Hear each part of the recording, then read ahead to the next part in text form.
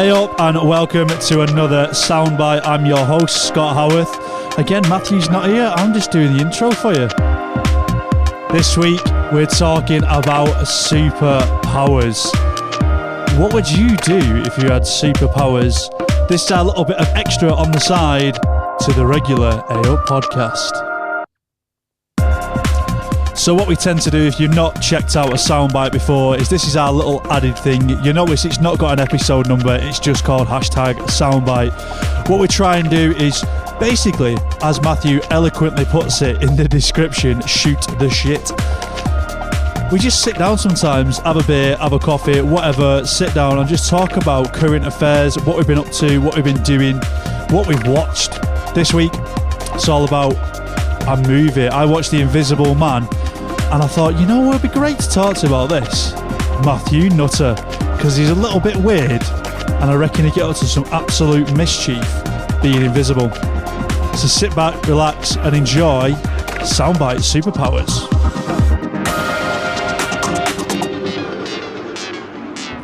So, you remember when you was a kid? Yes. Remember that far? Yeah. What was like a power, like a superhero power that you wanted to be? Oh, straight away I got it already. Do you remember Alex? I nearly said Alex the kid, but Alex something. She was not even a superhero. It was a TV show where she could turn into water. Oh, you mean Captain Planet? Was it not Captain Planet? No, it was this, Captain Planet. It was this girl. Yeah, he's the hero. Yeah. Gonna tip pollution down to zero. Yeah. No, I used to want to. The obvious one is flying. The second obvious one is looking through women's clothes. And the third one, not so obvious, is turning into water so you could suck underneath door frames and no one knows. That's not bad. So was it Storm used to do that, didn't she? No, she used to make storms. Oh, that's why she was called. Yeah. She weren't called water. No.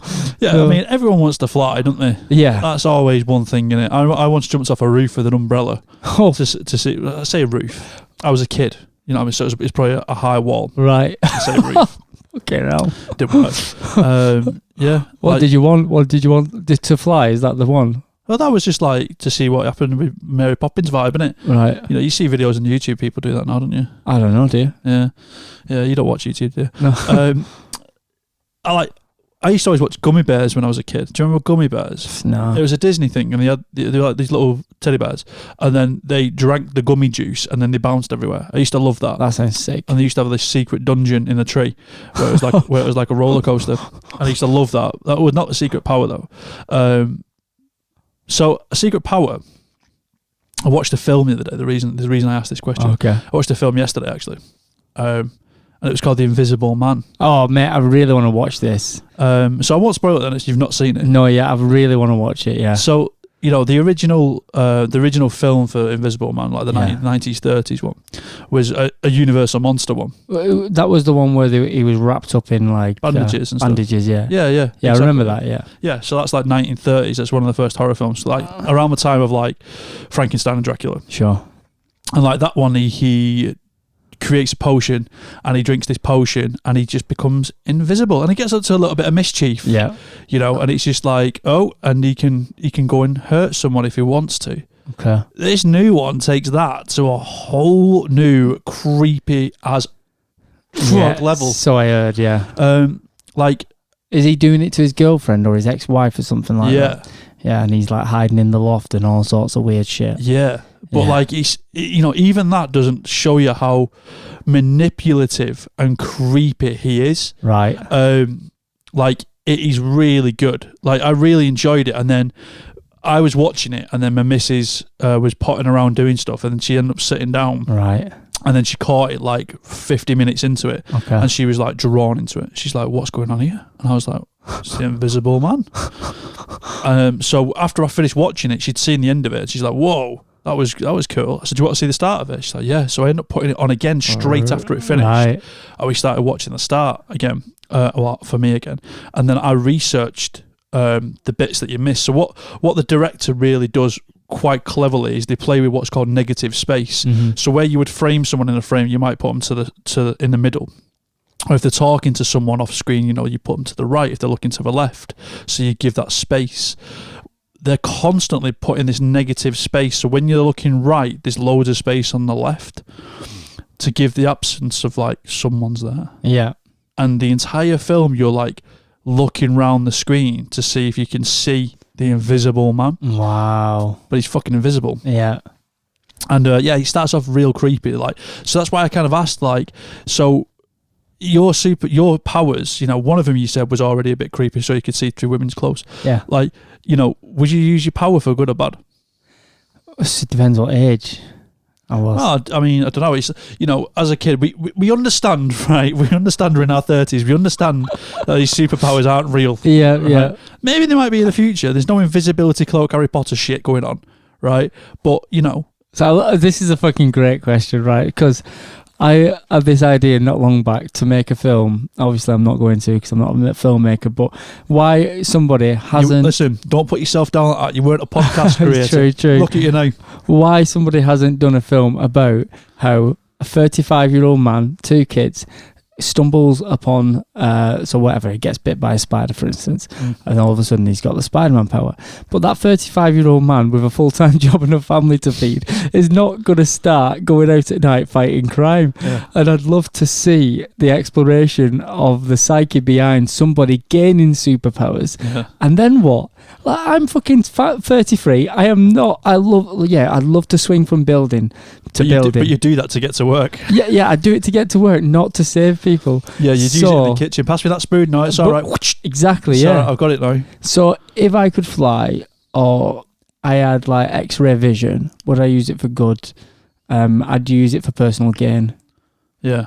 Yeah, that's my answer. Anyway, what about you? You're free right now. Would you become a superhero? Well, if you could fly, I'd fucking fly everywhere. Do you know what I mean? Like Hancock. Few beers. But there are a few films that are like superhero films that turn it, aren't there? Yeah. That turn that thing like what was that one? There was one called like Looper. I think Looper was one. Looper wasn't one. Yeah. Oh, Jumper. That was a good one. Oh yeah. Jumper, and he can jump through time. Yeah. That was a good one. Then they had that one when the guy can float. I don't know, Mr. Floaty Man. Yeah. I don't know. Consciously, like, I'm not a negative person in the sense of trying to do something bad. Yeah. But I suppose if no one knows it's you. Yeah. You know, if you're the invisible man, would I be going in women's changing rooms and looking at women? No, that's not what I would. That's not what I would be doing. Would I fuck with someone? Massively, yes. Yeah, yeah. 100%. Would I stand behind you in your house when you don't know I'm there and just breathe down your neck and freak you out for creepy. a month? 100%. Would I rob you? No. Do you know what I mean? Yeah, so yeah, like, it's not good or bad. I suppose it would be like creep you the fuck out. Yeah. Do you remember Bernard's watch? Yeah. Yeah. Yeah. Yeah. No, that was dangerous. A dangerous idea for a young 12-year-old. Well, boy. yeah. Stops time, doesn't he? And he can kind of do. Is that the one where he can stop time and he does what he wants in that period? Yeah. He does what he wants. Yeah, could you imagine doing what you want, stopping time? You'd be nicking everything. You'd be. I'm not even going to go deep because every 13-year-old boy, 12-year-old boy who watched that had some sick thoughts. Well, it's what you do when you're that age, isn't it? Really, it's what you do when you're that age. It's funny, like, so do a radio show, as you know, and last week I did soundtracks. That was my theme on my radio show. I done it. I said, been to the cinema so many times watching this movie, and my sister messaged me, and she's like, didn't you go to Cruel Intentions a lot because of blah blah blah? And I was like, no, I was like 15 years old. Yeah. So she said, did you not fancy Sarah Michelle Gellar? And I was like, well, it wasn't just that. It's that I was 15 and it was quite a dirty film to watch when you were 15. So I'm watching it a few times. Because when you're a kid like that, do you know what I mean? Yeah. Like, you know, the Freeman's catalogue could turn you on, couldn't it? Do you know what I'm saying? 100%, yeah. Do you know what I mean? You just, that like, catalogue did. Yeah, well, the beauty, not the beauty, but like what happened as a teenager is that you could be sat on a bus and then the vibration or just the thought could pop into your head. Yeah. And you'd be like, oh my God, my stop's coming up. Yeah. You know, there's jokes of that, of going, what did you do? Did you push it down and pull it up? Do you know what I mean? Like, totally. Oh, of course I know what you mean. What always happened was as you stood up, it went, boo. You're like, oh God, thank God, it's gone. Ring that bell, get off the bus. there was, you know, as a growing lad. I'll tell you a story after we get off this. I was going to tell it, then I am not going to say it for the whole world to know about the story I want to tell you. It's funny though, isn't it? Like using these superpowers for good or for bad or for mischievous. I would say I would use them to be mischievous. Yeah, is what I would use them for. But that film, the Invisible Man 2020 version, yeah, creepy, man. More about control, I suppose the film is. It's more about control. So was he already fucked up and manipulative before he got the power? Or did the power... You don't find anything. You don't find that out. Oh, he's not got a backstory. There's not a backstory per se. You know, the scene. You know, the film opens up with her leaving him. That's not going to spoil the film for you. Yeah. Her leaving him. Right. And you find out he's quite controlling at that point. Okay. And then from that point on, it gets like it's more. It's you know when people say like it's a psychological horror, and you're like, fuck off, like The Exorcist is more psychological. No, it's not. She gets possessed. Like, you know, you worry about getting possessed. All right, so that's psychological. But this one's more like psychological abuse, right? And how she's then living through life with the psychological abuse from that relationship, but you don't really see the abuse in the relationship. And then he becomes. Does he become the Invisible Man? Don't know, or is he just dead? And is it the ghost of him that haunts her? Yeah. Do you know what I mean? Yeah. It's good, man. So a friend of mine, she used to work in what's called like psychic care of people. Yeah. She used to be a professional for people with problems. And one of the cases that she had, this is so fucked up, and it's not going to be perfect exactly how she told me, but you'll get the gist. So she used to look after this woman. She'd been psychologically... Hold on, is this not supposed to be a patient confidentiality? This is third hand now. She's told you, and she's not supposed to tell you, and you're telling the world. Well, yeah, but just listen to this fucked up story. It's going to be fine, because I'm not mentioning any names. I hope no one goes through your friend list on Facebook and find this person. Go on. You're fine. So there's a woman who my friend was looking after, and she'd had some issues with her previous husband and psychologically abused, blah, blah, blah. And so the husband died. I think you've told me this before. Yeah, maybe, I don't know. Yeah, go on. Yeah. Husband died, and then she kept finding these letters that her husband... Oh, I told you, yeah. Go on. Her husband had left everywhere, and he'd purposely planned on certain letters being sent at certain times, pushed through the door. Right, yeah. So she received these letters, and they were just disgustingly threatening, horrible letters from the dead, basically. Yeah. And then over time, it turns out that the woman was in on all the abuse. Oh, shit. Along with abusing her children with the psychotic ex-husband who died. Right. Yeah, and that fucked my friend up who was looking after her more than anything, because that was like one of the catalysts for leaving. Cause, wow. Yeah, because she'd been pulled into this manipulation of woe is me, and then all of a sudden it wasn't. It was actually her. There was a bit of a twist to it. Fucked up is that. The thing is, it's that is really fucking disturbing. Yeah, that is really disturbing. Actually, there's an element of that in that film as well. Right. Where it's manipulative. Right. In that way, and that's what I took away from the film, and it's quite that's horrible. That we like at the end of films like that, you go, it's alright, it's just a film. Yeah. But really, there is people out there that will do that, and I think that's the haunting thing through it all. And I think that's what also makes a good horror, in the sense of that. That's why it's psychological horror, because this stuff can happen. Yeah. Is someone going to get possessed? I'm sure someone's going to shout up and go, "No, the possession is real," right? But it's like kind of get struck by lightning, isn't it? Like, sure. I suppose it can happen. Maybe it can happen. But really, the threat of a violent ex-husband, that's way more real than a possession. Mm-hmm. Yeah. Creepy as fuck. But yeah, I was definitely creeped out by the end of The Invisible Man. Is it on Netflix? No, is it? I watched it on Sky, actually. All right. Yeah, I watched it on Sky. I'll wait. It'll go on Netflix eventually. Yeah, you're not going to watch it any other way, are you? Yeah. You've no other means to I've got a DVD player, lad, but I ain't paying 15 quid a DVD. No, it was good. It's got the woman from Mad Men. Have you seen Mad Men? Yeah. Yeah, it's got the young girl in Mad Men. Right. She's the main actress in it. Sick.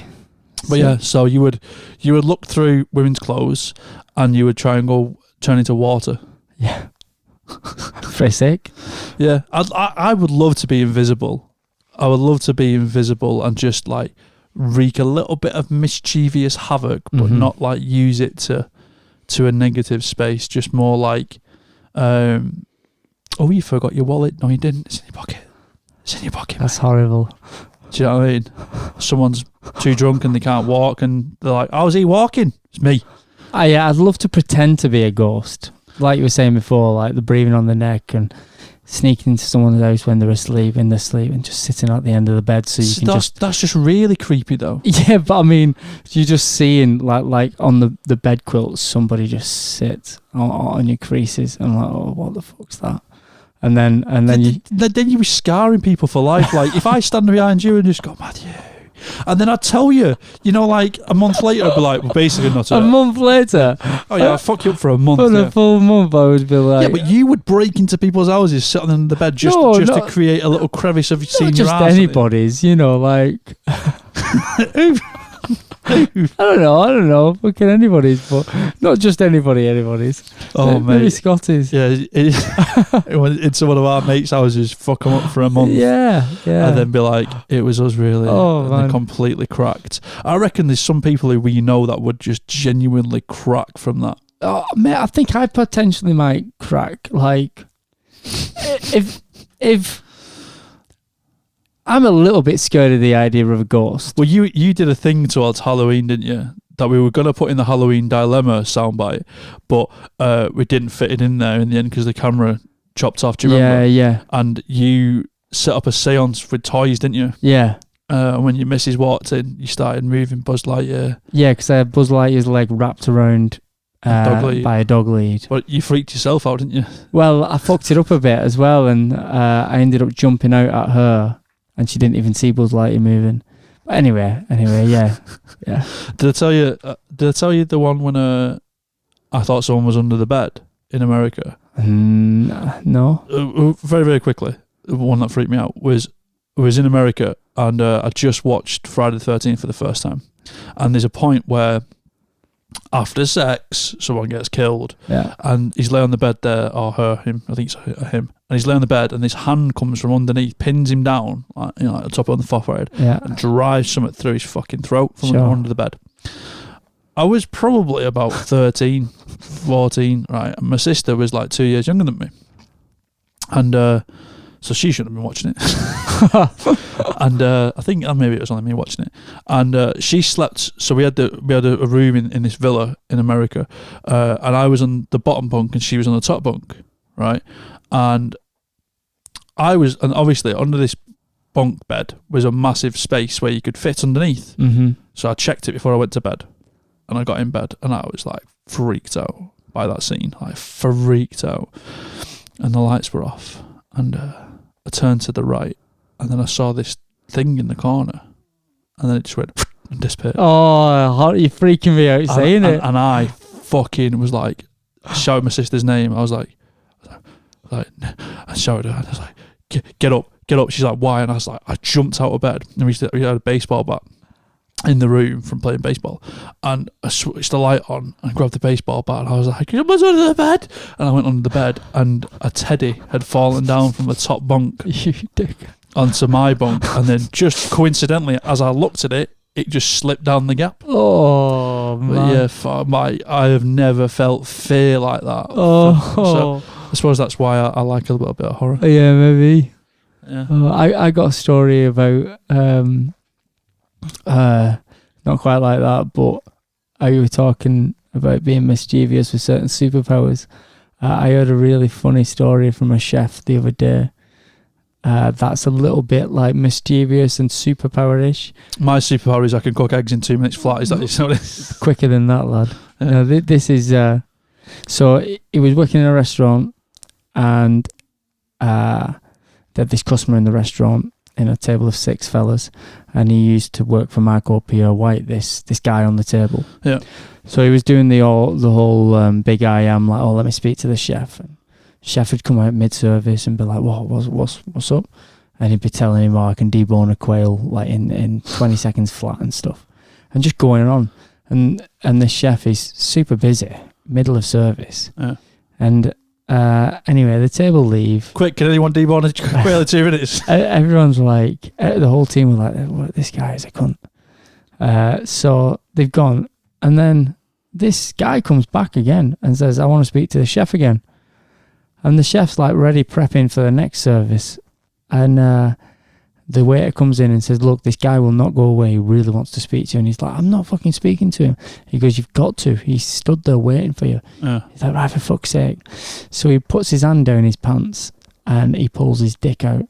And he puts his apron over his dick and he just has his dick fully out, but no one can see. Oh, my God. Everyone knows apart from the thing. So he goes outside and this guy is chewing his ear off for 15 minutes, telling him how...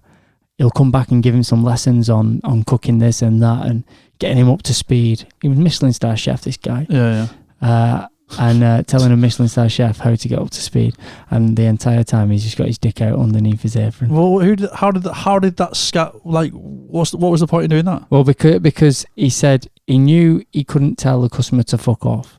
But he knew this guy was an arsehole. Yeah, so his way of... It's not impacted his day, though, because he's got his dick under his apron, though, is it? No, but he said this guy thinks... The guy thinks he's giving it the whole big I am, but really he's winning. And he just felt bad, like, by getting his dick out and him not having a clue, he found it funny enough to deal with the whole situation. I am never coming to a restaurant that you work at again when you're wearing an apron. Oh... Well, I'm doing it right now. No underpants on. I was going to say that jumper's a bit baggy, Matthew. Oh, right. We'll leave it at that.